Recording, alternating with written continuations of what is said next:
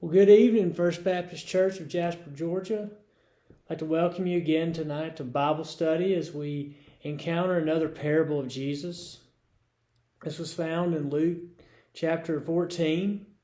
And parables, one of these ancient methods of Jesus, these storytellings where Jesus takes a story and tries to push against some conventional wisdom of the day. So we find this passage in Luke where Jesus begins to talk to some folks about their seats at a wedding banquet. There's no systematic theology that's used again in this passage. Just like all the other ones before, this systematic theology of the last several hundred years. This wasn't Jesus' method at all. And the relatable images that we find in this parable are a wedding banquet. Something that these universal concepts where everyone can connect with. Places at the table. We all know our place at the table at the house that we live in. Or when we go to someone's home or to a restaurant, we have that favorite booth or table that we go to. The relatable imagery is also about a host, or also uses the relatable imagery of different folks from the fringes of society.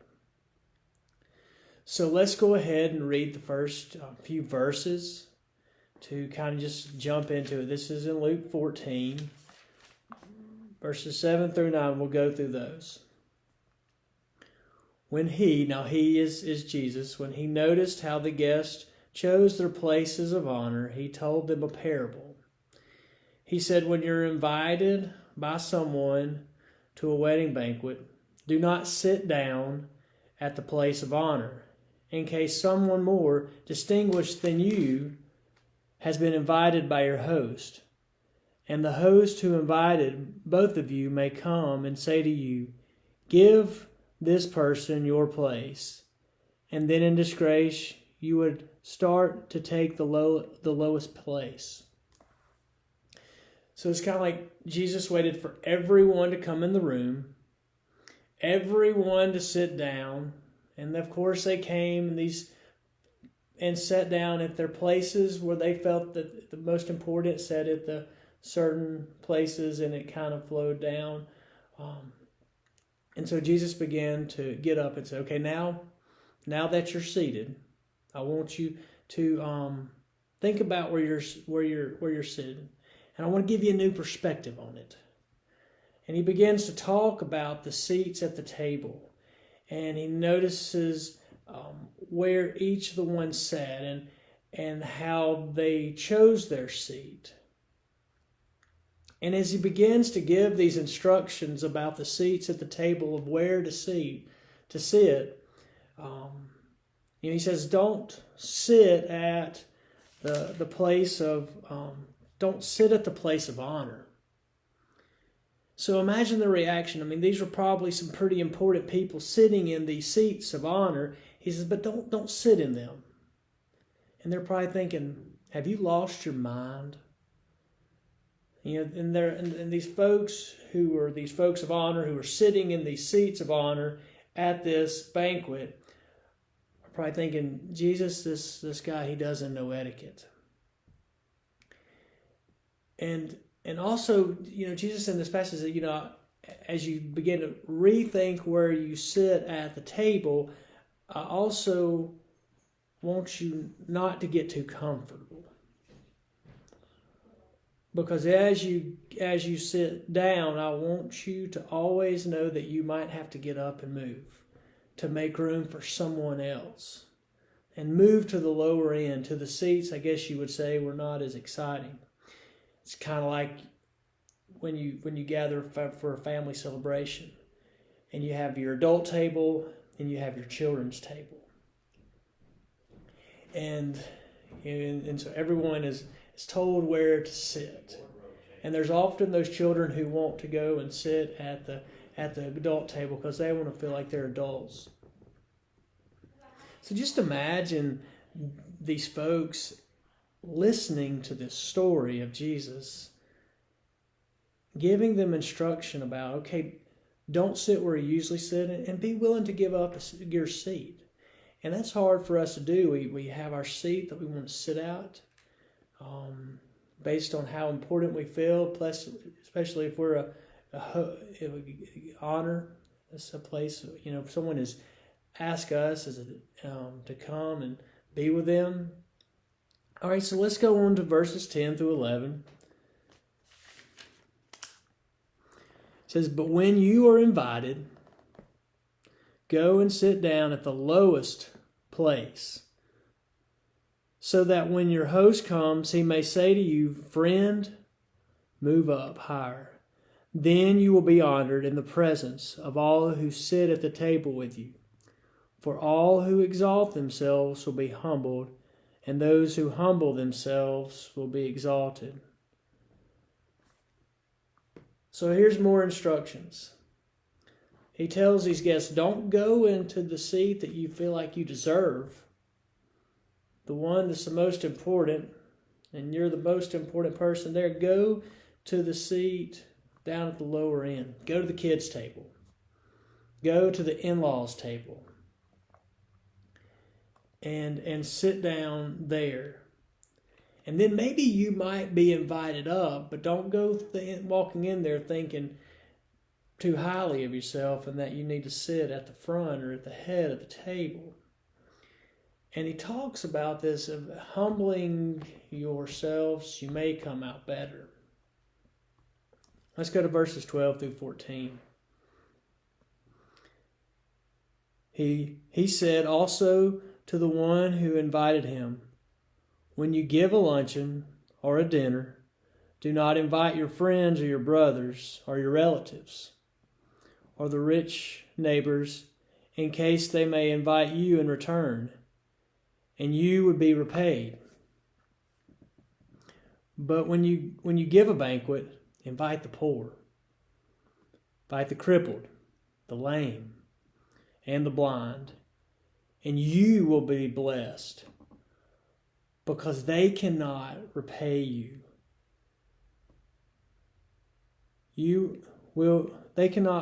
For you will be repaid at the resurrection of the righteous." So then he begins to talk to them and says, he says, you begin to look around the table and think, these are the people that he invited, your close friends. But I want to give you some new instructions. Instead of going out and inviting those folks, because you all have a return invitation at their house, I want you to go out and invite the folks that they might not have a table to sit at, or they might not get an invitation. Not your usual crowd, not the people you might usually run in circles with, that can't reciprocate that invitation. To the folks on the margin, as they talked about the folks who were crippled, were lame, were blind, these were the folks who were considered unclean. And he told him, he said, you'll be better for this. You will get a reward for this. And imagine their reaction, and to think, really, how does this work? How am I going to get a reward for something by inviting someone who might not have a table or might not have the means to return that invitation? So just some thoughts to think about.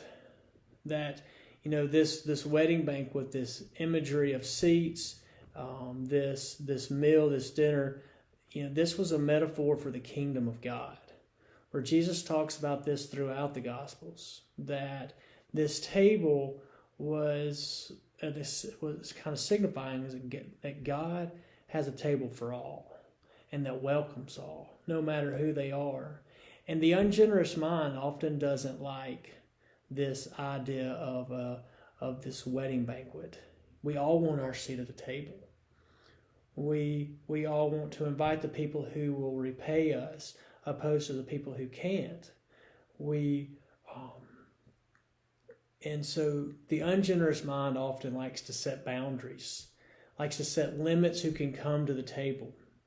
Sometimes we don't want to give up our seat. That's where we've been sitting for a long time. But the ungenerous mind wants a price. You got to give a price. You have to have an entrance requirement to come to the table. And so they read it with this worldview of scarcity, that there's not enough seats at the table, that you got to be a certain way to be at the table, where Jesus is trying to communicate this gospel of divine abundance.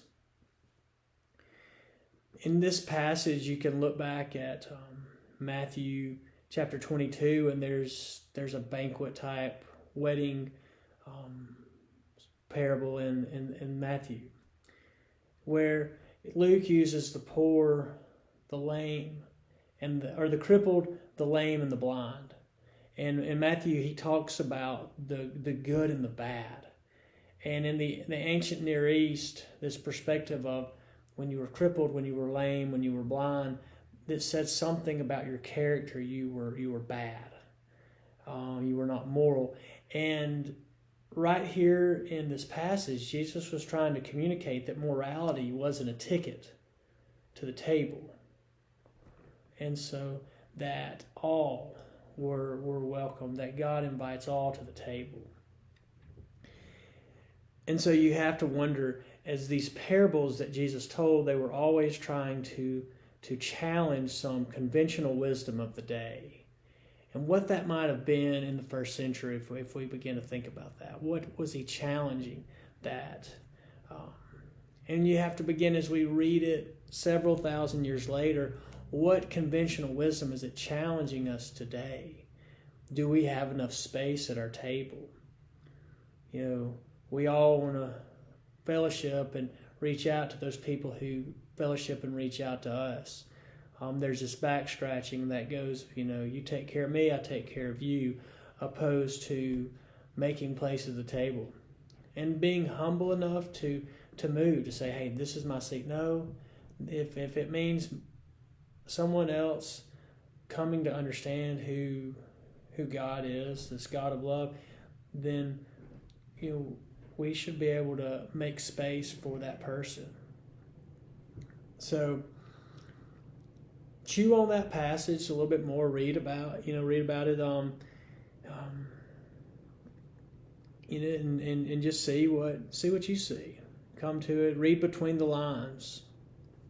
And as you sit down for a meal, you begin to think about this passage of sitting around looking at the seats at the table and thinking, who else could be invited? And I know right now we're at a time where we don't, we're kind of being careful about being around people, but there will come a day where we will have the opportunity to eat with one another again and be around one another, and that as we enjoy being around people, that we have to pay attention to the folks around us who may not have a table to come to and meaning to fellowship, to be around, and that we make sure that we pull in the people around us to encounter this gospel of divine abundance.